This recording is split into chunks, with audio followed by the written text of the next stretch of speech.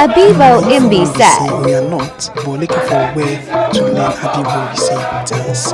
This is for you, I got to. This is the easiest for you to learn for beginners. So rush down here right now and learn.